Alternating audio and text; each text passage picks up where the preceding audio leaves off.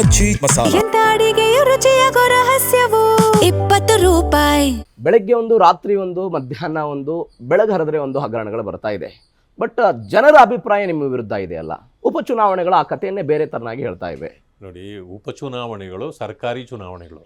Okay,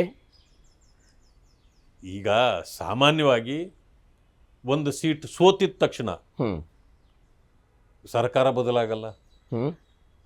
ಒಂದು seat ಗೆದ್ದ ತಕ್ಷಣ ಅವ್ರಿಗೇನು ಕಿರೀಟ ಬರೋದಿಲ್ಲ. ಜನ ಏನು ಮಾಡ್ತಾರೆ, ಎಲ್ಲೋ ಅಧಿಕಾರದಲ್ಲಿದ್ದಾರೆ, ಸುಮ್ಮನೆ ಯಾಕೆ ಇವ್ರನ್ನ ವಿರೋಧ ಮಾಡ್ಕೊಳ್ಬೇಕು, ಅವ್ರಿಗೆ ಓಟ್ ಹಾಕೋಣ ಅಂತಲೂ. ಆಮೇಲೆ ಸರ್ಕಾರಿ ಯಂತ್ರಗಳು ಸಂಪೂರ್ಣವಾಗಿ ದುರುಪಯೋಗ ಆಗಿದ್ದು ಇದುವರೆಗೂ ನಾವು ಗಮನಿಸ್ತಾ ಬಂದಿರೋದು. ಅದರಿಂದ ಆಗಿವೆ, ಆಗ್ತಾನೂ ಇವೆ. ಅದರಿಂದಾಗಿ ಅದನ್ನು ಮಾನದಂಡವಾಗಿ ನಾವು ಇದಕ್ಕೆ ತಗೊಳ್ಳೋಕೆ ಬರೋದು. ಓಕೆ, ನಾಗೇಂದ್ರ ಅವರ ವಿಚಾರ ಪ್ರಸ್ತಾಪ ಮಾಡಿದ್ರಿ ಸರ್. ಅದಕ್ಕಿಂತ ಮೊದಲು ಸಿದ್ದರಾಮಯ್ಯನವರು ಮುಖ್ಯಮಂತ್ರಿ ಬದಲಾವಣೆ ಆದಾಗ ಬಿಜೆಪಿಗೊಂದು ನಿರೀಕ್ಷೆ ಇತ್ತು, JDS ಮತ್ತು ಬಿಜೆಪಿಗೊಂದು ನಿರೀಕ್ಷೆ ಇತ್ತು, ಏನೋ ಅಸಮಾಧಾನ ಸ್ಫೋಟ ಆಗ್ಬಿಡುತ್ತೆ ಕಾಂಗ್ರೆಸ್ನಲ್ಲಿ, ಯಾರೋ ಕೆಲವೊಂದಿಷ್ಟು ಜನ ಒಂದು ಏಕನಾಥ್ ಶಿಂದೆ ಎಲ್ಲ ಹುಟ್ಕೊಂಡ್ಬಿಡ್ತಾರೆ ಇತ್ಯಾದಿ ಇತ್ಯಾದಿ ಒಂದು ಪ್ರಿಡಿಕ್ಟ್ ಮಾಡಿದ್ರು ಬಿಜೆಪಿಯವರು. ಆ ಥರನ ಆಗ್ಲಿಲ್ಲಲ್ವಾ ನಿಮ್ಮಲ್ಲಿ? ಇಲ್ಲ, ನಾವು ಏಕನಾಥ್ ಶಿಂದೆ ಥರ ಆಗ್ತಾರೆ ಅಂತ ನಾವೆಲ್ಲೂ ಹೇಳಿಲ್ಲ. ಓಕೆ, ಅಸಮಾಧಾನ ಆಗುತ್ತೆ, ಅದು ಸಹಜ. ಇದು ನಾವು ಮಾತ್ರ ಹೇಳೋದಲ್ಲ, ಕಾಂಗ್ರೆಸ್ ಪಕ್ಷದವರೇ ಹೇಳ್ತಾರೆ. ಹೋಗ್ಲಿ, ಈಗ ಅಸಮಾಧಾನ ಇಲ್ವಾ? ಈಗಲೂ ಶಮನ ಆಗಿದೆಯಾ? ಏನು ಶಮನ ಮಾಡ್ತಿದ್ದಾರೆ, ಸುರ್ಜೇವಾಲಾ ಮನೆಗೆ ಹೋಗ್ತಿದ್ದಾರೆ. ನೋಡಿ, ನಾಯಕರು ಯಾವತ್ತೂ ಶಾಸಕರ ಮನೆಗೆ ಹೋಗ್ದಿದ್ದವರು ಈಗ ಮುಖ್ಯಮಂತ್ರಿಗಳ ಆದಿಯಾಗಿ, ಪಕ್ಷದ ಅಧ್ಯಕ್ಷರ ಆದಿಯಾಗಿ,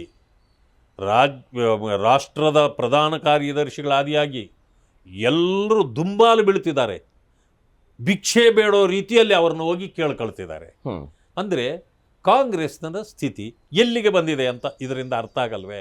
ಓಕೆ, ನೀವೋಗಿ ಅವರು ನಿಮ್ಮ ಹತ್ರ ಬಂದು ನಿಂತು ದುಂಬಾಲು ಬೀಳುವಂಥ ಪರಿಸ್ಥಿತಿ ಇದ್ದಾಗ ಅದನ್ನು ಮೀರಿ ಈಗ ನೀವು ಹೋಗಿ ಅವರ ಕೈಕಾಲು ಕಟ್ಟಿ ಕ್ಷಮೆ ಕೇಳಿ ಏನಾಗಿದ್ದಾಯ್ತು, ನಿಮಗೆ ಬೇರೆ ಅದನ್ನು ಕೊಡ್ತೀವಿ ಇದನ್ನು ಕೊಡ್ತೀನಿ ಆಫರ್ಗಳು ಕೊಟ್ಟು ಓಕೆ ಈಗ ಮಾಡಕ್ಕೆ ಹೊರಟಿದ್ದೀರಲ್ಲ. ಬಟ್ ನಿಮ್ಮಲ್ಲೇ ಈಶ್ವರಪ್ಪನವ್ರಿಗೆ ಟಿಕೆಟ್ ತಪ್ಪಿದಾಗ ನಾವು ನರೇಂದ್ರ ಮೋದಿ ಅವರು ಕಾಲ್ ಮಾಡಿ ಮಾತನಾಡಿರ್ಲಿಲ್ವಾ? ಸಮಾಧಾನ ಪಡಿಸೋ ಪ್ರಯತ್ನ ಮಾಡಲಿಲ್ವಾ? ಸಮಾಧಾನ ಪಡಿಸೋದು ಬೇರೆ. ಓಕೆ, ನೋಡಿ, ಪಕ್ಷದಲ್ಲಿ ಅನೇಕ ವರ್ಷಗಳು ಕಾಂಗ್ರೆಸ್ನಲ್ಲಿ ದುಡ್ದಿರೋರ್ಗು ಅದು ಅನಿಸಿರುತ್ತೆ. ಅವರಲ್ಲಿ ಆ ಭಾವನೆ ಬಂದಿರ್ಬೋದು, ಇಲ್ಲ ಅಂತ ನಾನು ಹೇಳಲ್ಲ. ಅದೇ ರೀತಿ BJPಯಲ್ಲೂ ಬಂದಿರ್ಬೋದು. ಆದರೆ ಮನೆಗೂ ಒಬ್ಬರಿಗೋ ಇಬ್ಬರಿಗೋ ಬರ್ತದೆ, ಸಹಜ. ಆದರೆ ಪ್ರತಿಯೊಬ್ಬರೂ ಈಗ ಸುಮಾರು ಈಗ ಹೇಳ್ತಾ ಇದ್ದಾರೆ, ಮುಂದಿನ ವಾರದಲ್ಲಿ ಅಥವಾ ಮುಂದಿನ ತಿಂಗಳಲ್ಲಿ 40 ಶಾಸಕರು ಡೆಲ್ಲಿಗೆ ಪ್ರಯಾಣ. ಈಗಾಗಲೇ ಮಾತಾಡ್ತಿದ್ದಾರೆ, ಮಾತುಕತೆ ನಡೀತಾ ಇದೆ. ಹೀಗೆ ನಮ್ಮ ಕೃಷ್ಣಪ್ಪನವರು, ಕೃಷ್ಣಪ್ಪನವರು ವಿಜಯನಗರ ಅವ್ರ ಮಗ ನಾನು ಇಬ್ಬರು 2 ಸಾರಿ, ಎಷ್ಟು ಸಾರಿ ನನಗೆ ಮೋಸ ಮಾಡ್ತೀರಿ, ನನಗೆ ಮಂತ್ರಿಗಿರಿ ಅಲ್ಲದೆ ನಿಮ್ಮದು ಯಾವುದೇ ಮಾತುಗಳೇ ಬೇಡ ಅಂತ ಅಲ್ವಾ? ಆಮೇಲೆ ಬಿಡಿ, ಕೆಲವರೆಲ್ಲ ಹೇಳಿದ್ರು, ರಾಜೀನಾಮೆ ಕೊಟ್ಟರು, ಮತ್ತೆ ವಾಪಸ್ ತಗೊಂಡ್ರು.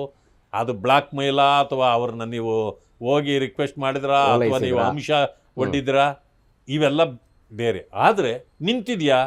ಇದುವರೆಗೂ ನಿಂತಿಲ್ಲ.